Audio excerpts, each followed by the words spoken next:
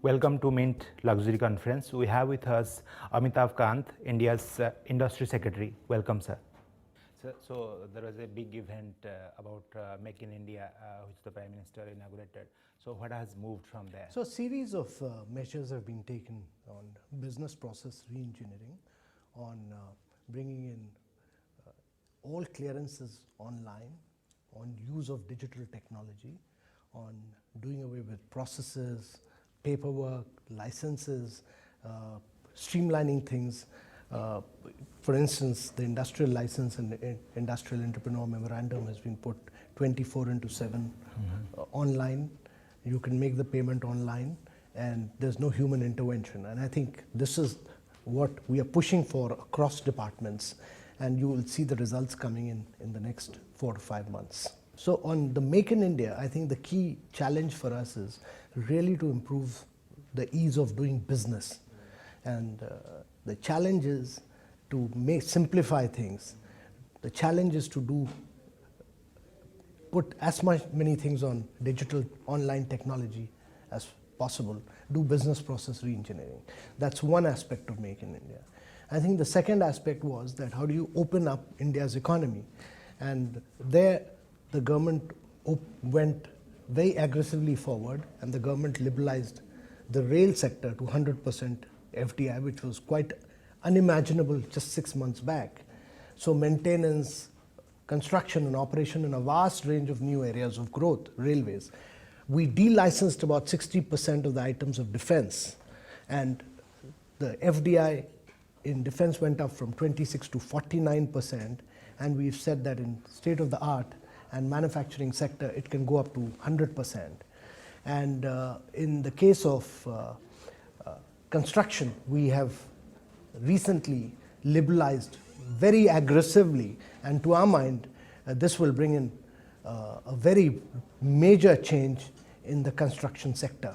And I think the government has also moved forward on insurance, and the cabinet has approved the enhancement of FDI in the insurance sector from 26 to 49%. The third key thing is that the government is focusing on infrastructure, new industrial corridors, smart cities. Many of them are moving forward to their stage of implementation. Great, sir. So you talked about ease of doing business. I mean, recently the World Bank released its report. India has further fallen down to 142 by 2 ranks. How do you see it, and the target of bringing India within top 50 countries? How is that moving? So this study where India is ranked at 142 was till May 31st, 2014. Whereas the new government came into power around June, and a series of measures, radical measures have been taken, which are not captured in the study. All of them will get reflected during the next study. And to my mind, we need to be very radical. We'll push for change. We'll keep pushing aggressively, and we'll meet the challenge which the Prime Minister has set for us. And with the measures that have been taken, where do you see in next year's ranking? I think our position should improve radically, but over a period of time, I think India should target to come in the next 2 to 3 years. We should target to come in the top 50. Several more changes are required, which we are pushing. All of us are pushing very hard in the government. Okay, sir. There is a lot of discussion on the composite cap. Moving towards a composite cap of both FDI and FII. What is the status now? That is still under examination and consideration and interaction with other ministries. And what is the problem, sir? Because there is no problem. The process of interministerial consideration takes time. There are different viewpoints. We consult each other. All decision making is through a process of consensus, through a process of interministerial consultation, and that process is still on. Right, yeah. So recently the US has announced that it will do a mid-term review of the India's IPA policy. So are we going to cooperate with US? How do you see the move? No, our position is very clear that we are totally TRIPS compliant. We firmly believe in patents. We believe through a very democratic process we enacted the Indian Patent Act, which is TRIPS compliant, and we believe that if there is any reservation regarding this, the US should go to the World Trade Organization, and we can then contest that. But this is a bilateral action. This is totally a unilateral kind of examination by the USA, and we do not have any comments as far as this is concerned. It is their internal study. It is not as per the multilateral act of the World Trade Organization. But we have at the same time set up a working group with US on the IPR issue. What will that group do? Well, there is a trade policy group under my colleague, Commerce Secretary, and which has been in existence for some time. We'll continue to discuss bilaterally. These solutions have to be found through bilateral discussions, not through unilateral action. And we believe that through bilateral discussions, we'll be able to convince the United States about our position and about our stand. Right. Sir, on e-commerce, a few questions.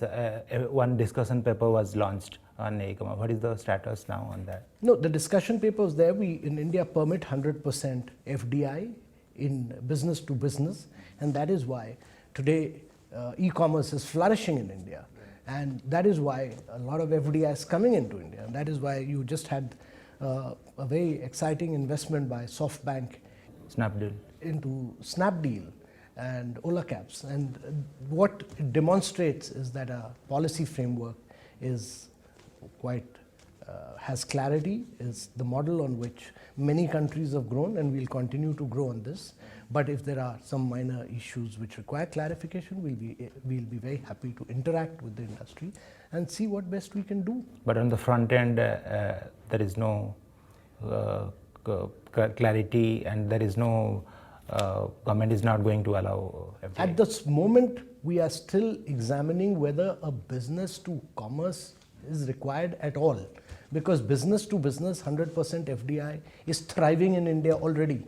It's doing extremely well, and young Indian entrepreneurs, young Indian innovators, very dynamic young Indians have done extremely well, and I think that's the model on which young Indians have taken on the rest of the world. So I think we need to see whether we need any modification in this. Yeah, but sir, a lot of people say this is a back-end entry and this is violating the current FDI policy norms. Some of them, like Amazon, which is not allowed to have basically shop in India to sell to people. They're saying, some of them are saying they're violating the norms. I mean, no, but this is the model on which China grew. Alibaba's entire model is the same model, exactly the same model. If Alibaba could grow in China, why should we not allow Flipkart and Snapdeal and all to grow as big as Alibaba in India? And what about Amazon, which is investing $2 billion? Absolutely. So let them compete in the Indian market, in the existing model. They've come into an existing framework, and let them compete with the Indian. And you don't have a problem with their models, the current models of the e-commerce companies? Yes. Current model is, as of now, if there is any specific issue relating to that, there is none to our mind. If there's any specific issue, let the concerned Department of Consumer Affairs look into that. Okay. And sir, there are some complaints about some e-commerce companies of the consumer complaints basically, and the minister also talked about it. Is DIPP looking into it? No, see, it's a marketplace. It is a marketplace. People buy and sell. It's like going to a market, a brick and mortar store. Sometimes you don't get a product. Sometimes a product is sold out. This is exactly what happens in an e-commerce market as well. It is no distinct from a brick and mortar. Several times you go to a shop, you want a particular shirt, you don't get it. It's sold out. That's exactly the model. So no problem basically with that kind of failure? Yeah. Okay. So no investigation going on? There is no investigation right from DIPP? Yeah, no investigation. We are not an investigating agency. We are a developmental ministry. Right. So the minister clarified this. Okay, but he said we'll look into the... But she later clarified that she was... misquoted. Yeah.